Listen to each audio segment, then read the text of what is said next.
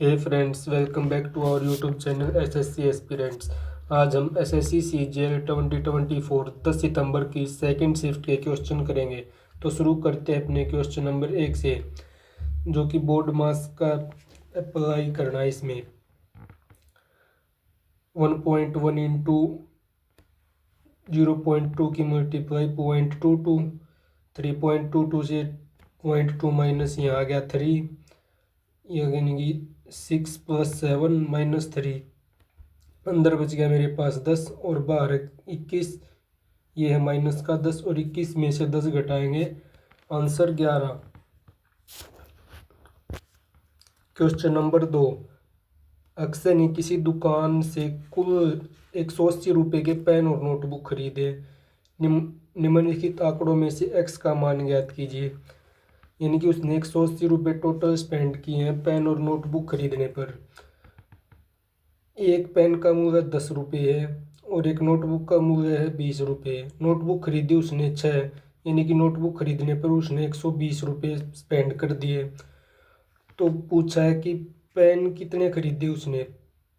तो 180 में से 120 गए 60, यानी कि 60 रुपये पेन पर खर्च किए। तो यानी कि उसने 6 पेन खरीदे थे, क्योंकि एक पेन का मूल्य 10 रुपये था। क्वेश्चन नंबर 3, निम्नलिखित को सरल कीजिए।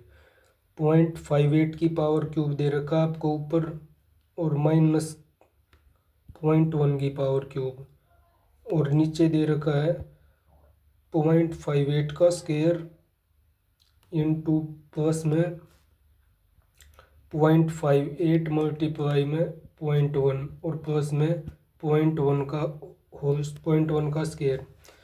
तो ये हमारे पास ऊपर क्या दे रखा है, क्यूब माइनस बी क्यूब, नीचे है A square plus B square plus A B.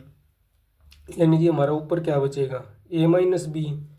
0.58 से 0.1 माइनस करेंगे तो हमारे पास कितना बचेगा, 0.48, जो कि option number D is correct. Question number 4, 3 centimetre, 4 centimetre और 5 सेंटीमीटर भुजाओं वाले एक समकोण त्रिभुज को एक शंकु बनाने के लिए 3 सेंटीमीटर वाली भुजा के परितः घुमाया जाता है। इस प्रकार बने शंकु का आयतन होगा। अब इसकी शंकु का आयतन निकालने के लिए मेरे को क्या चाहिए, शंकु की रेडियस और शंकु की हाइट। अब क्वेश्चन ने क्या बोल रखा है कि एक मेरे पास राइट एंगल ट्राइंगल है, जिसकी एक साइड 3 सेंटीमीटर और एक 4 और हाइपोटेनस 5। अब जो 3 सेंटीमीटर की साइड है उसके चारों ओर मेरे को घुमाना है और मेरे को एक कोण बनाना है। तो अगर 3 सेंटीमीटर के चारों ओर घुमाएंगे तो रेडियस कितनी बन जाएगी मेरी, 4 सेंटीमीटर, और हाइट कितनी बन जाएगी, क्योंकि कोण कुछ इस प्रकार से बनेगा, क्योंकि 3 सेंटीमीटर की साइड के अगर चारों ओर घुमाएंगे तो उसकी हाइट कितनी हो जाएगी मेरे पास, 3 सेंटीमीटर, और radius 4 centimetre. Simply formula put कर देंगे, यानी कि 1/3 इंटू पाई आर स्क्वायर, यानी कि 16, और एच यानी कि 3 से 3 कैंसिल आउट, 16 पाई सेंटीमीटर की पावर क्यूब, जो कि ऑप्शन नंबर डी दे रखा आपको। क्वेश्चन नंबर 5, एक पुलिसकर्मी ने 500 मीटर की दूरी पर एक चोर को देखा। पुलिसकर्मी दौड़ने लगा और चोर भी उसी समय दौड़ने लगा। चोर 15 किलोमीटर की चाल से दौड़ रहा था। चोर को पकड़ने में पुलिसकर्मी द्वारा 15 मिनट लगाए गए। पुलिसकर्मी की चाल ज्ञात कीजिए। अब मैं एक बार ऑप्शन देखता हूँ कि पुलिसकर्मी की चाल क्या हो सकती है। 12 किलोमीटर हो सकती है, 17 किलोमीटर, 11 किलोमीटर और 10 किलोमीटर। अब चोर की चाल कितनी है, 15 किलोमीटर पर आवर। जाहिर सी बात है पुलिसकर्मी की चाल जो है 15 से तो ज़्यादा ही होनी चाहिए, यानी कि एक ही ऑप्शन दिख रहा है मेरे को 17 किलोमीटर, तो यही हो जाएगी। अब इसको सोल्व कैसे करेंगे। मान लिया मैंने पुलिसकर्मी की चाल मेरे पास x किलोमीटर पर आवर थी, तो पुलिसकर्मी और चोर की चाल के बीच का डिफरेंस कितना आ गया, x - 5, 15 किलोमीटर पर आवर। और डिस्टेंस कितनी कवर की इसने, आधा किलोमीटर, यानी कि 1/2 किलोमीटर।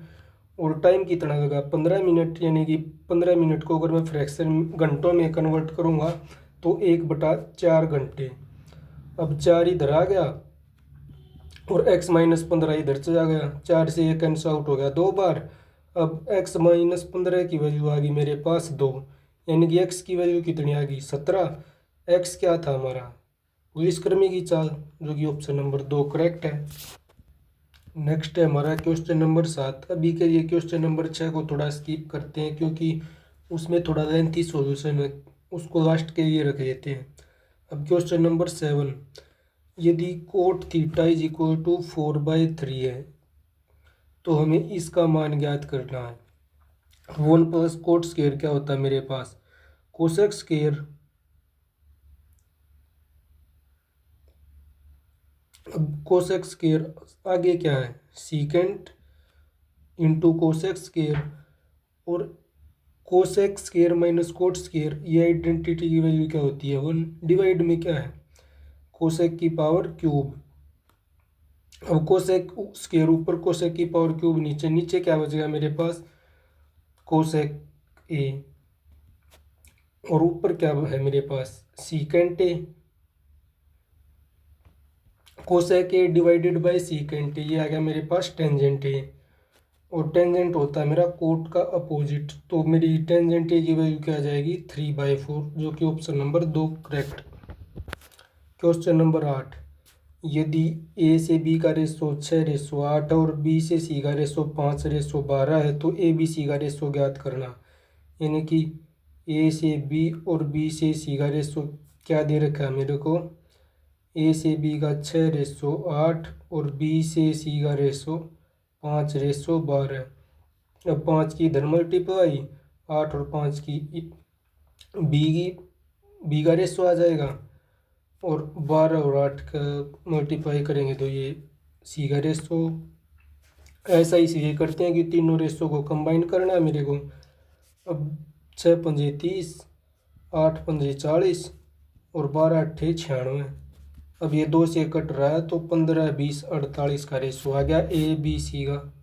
क्वेश्चन नंबर 9, दिए गए दंडालेख का अध्ययन कीजिए और प्रश्न का उत्तर दीजिए। दंडालेख 2 क्रमिक वर्षों 2000 और 2001 के दौरान एक प्रकाशन कंपनी की 6 शाखाओं B1, B2, B3, B4, B5 और B6 से पुस्तकों की बिक्री 1000 में दर्शाता है। अब क्वेश्चन क्या है, क्वेश्चन है मेरा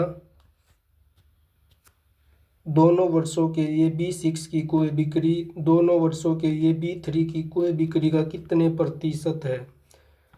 B3 की कुल बिक्री कितनी है हुई है मेरी 110 और 95, यानी कि 205, और B6 की बिक्री कितनी हुई है 80 और 70 150, यानी कि 150 205 का कितने प्रतिशत है, मल्टीप्लाई बाय 100। अब ये कितने से कट गया 5 से 41 बार और 5 से 30 बार। अब मैं 3000 को 41 से भाग दूंगा तो ये मेरा पहली बार जाएगा 4 सत्ते 28, यानी कि पहले तो गया मेरा 7 टाइम, ये आ गया मेरा 28730। अब कितने टाइम जाएगा ये 3 टाइम, यानी कि 73 पॉइंट समथिंग आ रहा है मेरा। अब आगे मेरे को सोल्व करने की ज़रूरत नहीं क्योंकि 73 पॉइंट समथिंग एक ही ऑप्शन है। क्वेश्चन नंबर 10, पाइप एल एक पूल को 30 घंटे में भर सकता है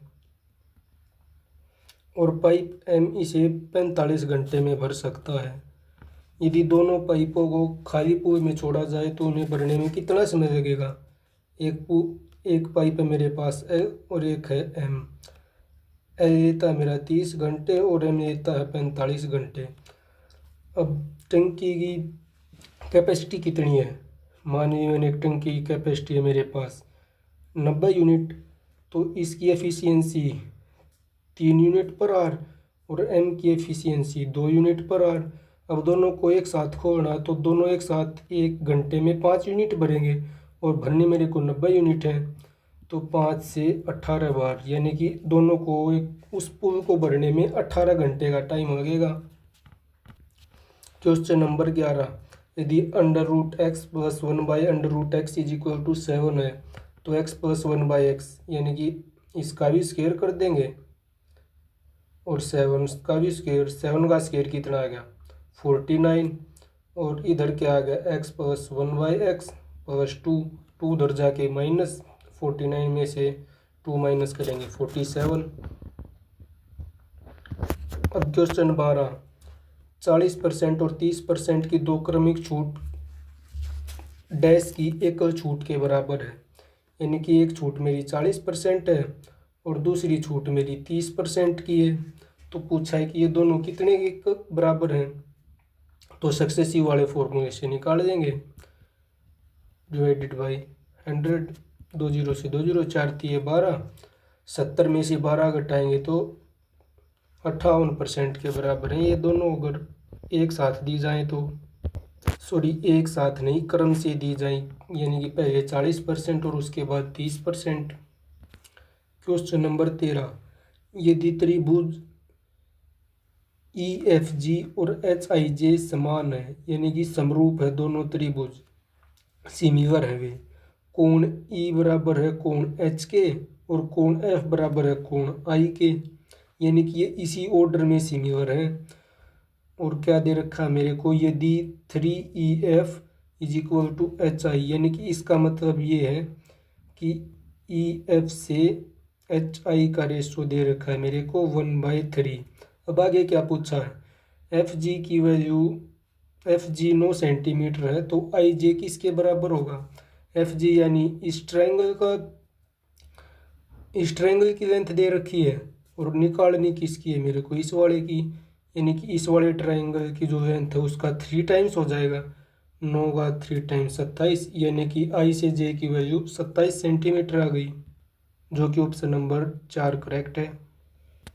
क्वेश्चन नंबर 14, यदि रवि के वेतन में 50% की वृद्धि की गई, कुछ समय बाद उसके वेतन में 50% की और वृद्धि की गई, उसके वेतन का लाभ प्रतिशत ज्ञात कीजिए। अब एक तो तरीका इसका सक्सेसिव वाला हो सकता जो हमने इससे पीछे वाले क्वेश्चन में किया था।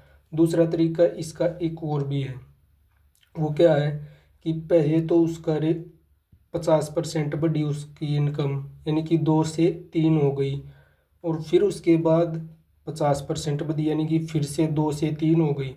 अभी इधर वालों की मल्टीप्लाई इधर लिख देंगे और इधर वालों की इधर, यानी कि 4:9। पहले उसकी इनकम 4 थी, 2 इंक्रीमेंट के बाद उसकी इनकम होगी मेरे पास 9, यानी कि 4 से बढ़ी कितनी है 5, और पहले कितनी थी 4, यानी कि 5/4 की फ्रैक्शन, 5/4 फ्रैक्शन वैल्यू की परसेंटेज वैल्यू 125%, जो कि ऑप्शन नंबर 1 है। यानी कि उसके वेतन में 125% की वृद्धि हुई, या ये कह सकते हैं कि उसके वेतन का लाभ प्रतिशत 125% है। क्वेश्चन नंबर 15, 5√13 सेंटीमीटर त्रिज्या वाले एक वृत्त में एक जीवा केंद्र से 10 सेंटीमीटर की दूरी पर है, जीवा की लंबाई ज्ञात कीजिए। यानी कि मेरे पास एक सर्कल है और उसकी एक जीवा दे रखी है मेरे को, और जीवा से सेंटर की दूरी दे रखी है मेरे को 10 सेंटीमीटर, और जो ये सर्कल है इसकी रेडियस 5√13 सेंटीमीटर। अब मैं इसमें सीधी पाइथागोरस पर मैं लगा दूंगा, यानी कि हाइपोटेनस का स्क्वायर माइनस हाइट का स्क्वायर, तो मेरा ये बेस आ जाएगा, और बेस की 2 टाइम्स मल्टीप्लाई कर दूंगा तो मेरे पास इस पूरी कॉर्ड की लंबाई आ जाएगी, यानी कि जीवा की लंबाई आ जाएगी। तो 5 का स्क्वायर 25, 25 मल्टीप्लाई 13, 325, 325 से मैं 100 माइनस करूँगा तो कितना आ गया मेरे पास 225, 225 का अंडर रूट कराया तो ये आ गया मेरा 15। अब 15 मेरी यहाँ से यहाँ तक की लेंथ आई है, यानी कि ये मेरे पास आधी लेंथ आई है, तो 2 से मल्टीप्लाई कर दिया मैंने 15 को, तो मेरी पूरी कॉर्ड की लेंथ आ गई, यानी कि 30 सेंटीमीटर मेरी पूरी जीवा की लंबाई है। क्वेश्चन नंबर 16, दी गई तालिका में विभिन्न पुस्तकों की संख्या को दर्शाती है। अब क्वेश्चन पढ़ते हैं। विषय B1 की पुस्तकों की संख्या और प्रति विषय पुस्तकों की संख्या का अनुपात ज्ञात कीजिए। B1 की पुस्तकों की संख्या कितनी है मेरे पास 120 और सभी पुस्तकों का एवरेज कितना है 12 15 27 27 15 42 और 42 24 66 यानी कि 660 टोटल है और कितनी है 5 ये गया 132 यानी कि एवरेज पुस्तकों की संख्या 132 है। इसका रेशो पूछा है यानी कि 10 से रेशो 11 मेरा आंसर आ जाएगा। ऑप्शन नंबर डी करेक्ट है।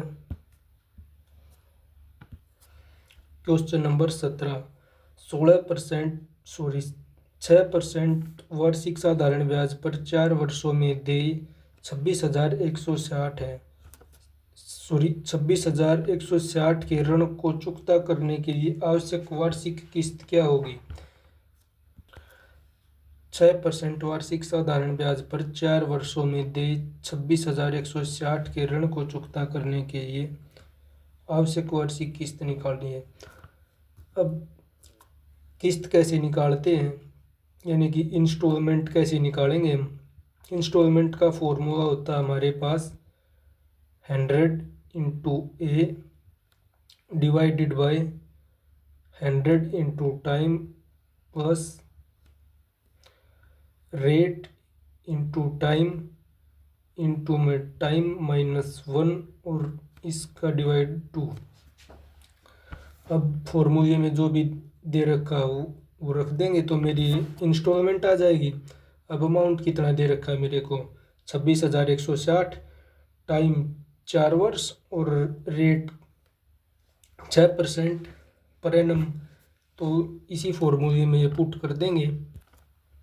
अब 100 इंटू में 26,160 डिवाइड बाई 100t यानी कि 400 प्लस में रेट इंटू टाइम यानी कि 24 टाइम -1 यानी कि मल्टीप्लाई बाई 3 डिवाइड बाई 2 यानी कि ये आ गया मेरे पास 36। अब नीचे कितना आ गया 436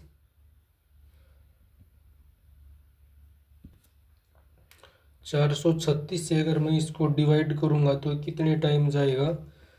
अगर मैं 4 से 26 को डिवाइड करने होगा तो ये मेरा 4 6 24 क्या मेरा 6 टाइम जाएगा। ये 6 6 36 6 ये 18 और 3 21 6 चौक 24 और 2 26 यानी कि मेरा पूरा 6 टाइम जा रहा है। तो मेरी इंस्टॉलमेंट कितनी आ गई 2 जीरो आ गए और एक ये 6,000 इंस्टॉलमेंट देनी पड़ेगी मेरे को 4 साल में अगर मेरे को इतने का ऋण को चुकाना है तो। क्वेश्चन नंबर 18 निम्नलिखित बार ग्राफ दिए गए वर्षों में एक कंपनी द्वारा बाइक के उत्पादन को दर्शाता है यानी कि 2008 2009 2010 11 12 13 और 14 यानी कि मेरे को 7 वर्षों का दिखाया गया ये बार ग्राफ। क्वेश्चन क्या है दिए गए वर्षों में कितने वर्षों में बाइक का उत्पादन दिए गए वर्षों में औसत उत्पादन से अधिक रहा यानी कि एवरेज प्रोडक्शन से कितने वर्षों में प्रोडक्शन उसका अधिक रहा एवरेज से। अब 2008 में कितना है उसका प्रोडक्शन 35 और 2009 में 50 2010 में 70 2011 में 90 2012 में 40 और 2013 में 60 और 2014 में 30 यानी कि इसका सम आ गया मेरे पास 5 और 7 12 9 21 और 10 31 31 और 6 37 यानी कि 375 डिवाइडेड बाई 7 ये मेरा गया पहले 5 टाइम्स 2 5 3 यानी कि 53 पॉइंट समथिंग मेरा एवरेज प्रोडक्शन आ रहा है। अब 53 पॉइंट समथिंग से कितना ज़्यादा है कितने वर्षों में मतलब मेरा उत्पादन ज़्यादा हुआ एक तो 70 90 और 60 3 वर्षों में ज़्यादा हुआ है तो 3 वर्षों में मेरा उत्पादन जो है औसत उत्पादन से अधिक रहा है। क्वेश्चन नंबर 19 यदि 77 की पावर 77 प्लस 77 को 78 से विभाजित किया जाए तो शेषफल क्या बचेगा। अब 77 को मैं 78 से डिवाइड करूँगा तो मेरा रिमाइंडर कितना बचेगा, -1, और -1 की पावर 77, ये कितना आ गया मेरे पास, -1। और अगर मैं 77 को 78 से डिवाइड करूँगा तो यहाँ भी मेरा रिमाइंडर कितना बचेगा, -1। डिवाइड किससे करना मेरे को, 78 से, यानी कि मेरे पास माइनस का 2 रिमाइंडर बचा जब मैंने 78 से डिवाइड किया। -2 का मतलब क्या है, अगर मैंने किसी नंबर को 78 से डिवाइड किया है तो रिमाइंडर मेरा 78 से 2 कम, यानी कि रिमाइंडर 76 बच रहा है। तो इसका ऑप्शन नंबर 1 करेक्ट आंसर है, जो कि रिमाइंडर मेरा 76 बचेगा। क्वेश्चन नंबर 20, यदि x, y और z वे मान हैं जिससे नीचे दिए गए समीकरणों को संतुष्ट किया जा सके, यानी कि x, y, z का सम आना चाहिए मेरे पास 12, x plus y minus z 6 आना चाहिए, x minus y plus z आना चाहिए मेरे पास 4। अब मैं एक बार ऑप्शन पे नज़र डालता हूँ जिसका सम 12 बने। अब x की वैल्यू इसमें क्या है, 5 माइनस 4 और -3, यहाँ तो मेरा x y z का सम -2 बन रहा है। और ऑप्शन नंबर 2 के हिसाब से मेरा x y z का सम कितना है, 5 और 4 9, 9 माइनस 3 6। और ऑप्शन नंबर 3 के हिसाब से मेरा x y z का सम है 5 और 3 8, यानी कि 4। ऑप्शन नंबर 4 के हिसाब से मेरा इन तीनों का सम कितना है, 12, क्यों, जो कि मेरा एक ही ऑप्शन इस वाली कंडीशन को सेटिस्फाई कर रहा है। तो ऑप्शन नंबर 4 करेक्ट हो गया इसका। अगर मेरा इस ऑप्शन में भी 12 बनता है तो मैं अगली कंडीशन में सेटिस्फाई करवा के देखता इनके मान को। क्वेश्चन नंबर 21, 3 अम्लों ए, बी और सी की सांद्रता क्रमशः 20%, 30% और 40% के रूप में निर्दिष्ट की गई है। उन्हें 3:5:1 के अनुपात में मिश्रित किया जाता है जिससे 30% सांद्रता वाला विलयन प्राप्त होता है। ए का मान ज्ञात कीजिए। यानी कि मेरे पास 3 एसिड हैं, एसिड ए, बी और सी। अब ए वाले एसिड में कंसंट्रेशन है मेरा 20% एसिड का, और बी वाले एसिड में 30% कंसंट्रेशन है एसिड का, और सी वाले में 40%। अब इनको मिक्स किया है 3:5:1 में, तो टोटल कंसंट्रेशन आया मेरा 30%। अब मेरे को पता है बी का कंसंट्रेशन 30% है, तो मैं इसकी कितनी भी क्वांटिटी लूँ तो मेरा एवरेज कंसंट्रेशन पर कोई इफ़ेक्ट पड़ेगा नहीं। अब मैं यहाँ ए की क्वांटिटी और सी की क्वांटिटी अगर बढ़ाता घटाता हूँ तो मेरा कंसंट्रेशन पर इफ़ेक्ट पड़ेगा। तो इसलिए मैंने बी को तो कंसिडर किया ही नहीं कि मैंने कितना मिलाया है। ए और सी पर ही फोकस करता हूँ। अब मैंने ए और सी पर सॉरी, यहाँ एक नहीं, यहाँ ए है। अब क्या, अब मेरे को सीधा दिख रहा है कि 20 और 40 का एवरेज कितना होता है, 30। यानी कि अगर मैंने ए की क्वांटिटी 3 ली है तो सी की भी क्वांटिटी 3 लेनी पड़ेगी, तभी मेरा ए और सी को मिलाकर कंसंट्रेशन 30% आएगा। तो ए की वैल्यू कितनी आएगी मेरी, 3। क्वेश्चन नंबर 22, राजमार्ग पर स्थान ए और बी एक दूसरे से 20 किलोमीटर दूर है। एक कार ए से और दूसरी कार बी से एक ही समय चलना प्रारंभ करती है। यदि कार अलग अलग चाल से एक ही दिशा में चल रही हैं तो वे 1 घंटे में मिलती हैं। यदि वे एक दूसरे की ओर चलती हैं तो 12 मिनट में मिलती है। तो दोनों कारों की चाल क्या है। अब यहाँ 1 घंटे में 20 किलोमीटर की डिस्टेंस कवर की, तो यहाँ स्पीड कितनी है, 20 किलोमीटर पर आवर। और यहाँ 12 मिनट में 20 किलोमीटर की दूरी कंप्लीट करती है ये दोनों, तो यहाँ स्पीड कितनी है, 100 किलोमीटर पर आवर। अब ये 100 किलोमीटर पर आवर और 20 किलोमीटर पर आवर किसकी स्पीड है, ये तो उन दोनों की स्पीड ऐड करके आई है, क्योंकि उन्होंने अलग अलग दिशा में चला था, क्योंकि जो कि ए पॉइंट मेरा यहाँ है, बी यहाँ है, इनके बीच की डिस्टेंस 20 किलोमीटर है। तो ए इधर से चली और एक कार इधर से चली, तो उनकी गति हमने ऐड कर दी। और 20 किलोमीटर पर आवर क्या है, यानी कि ए से एक कार यहाँ इधर की ओर चली और दूसरी कार इधर की ओर, तो 20 किलोमीटर है उनकी स्पीड का डिफरेंस।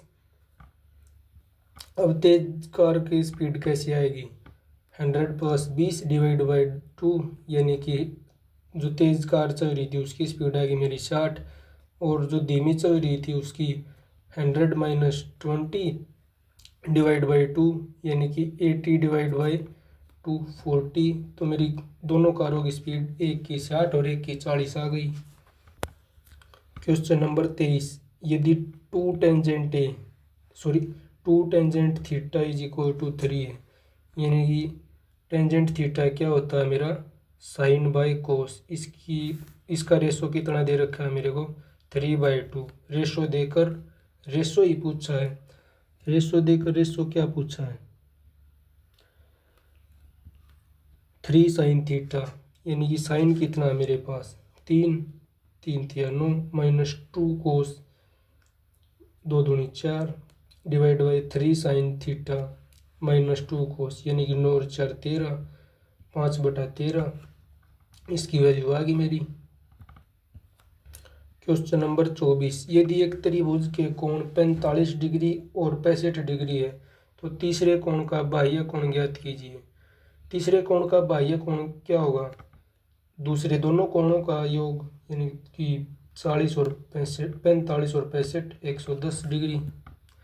जो तीसरे कोण है उसके बाह्य कोण की वैल्यू कितनी आ गई मेरे पास, 110 डिग्री। तो ये आज का हमारा लास्ट क्वेश्चन।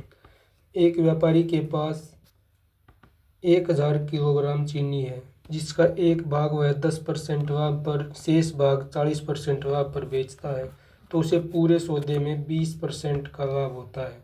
40% पर लाभ पर बेची गई मात्रा की गणना कीजिए।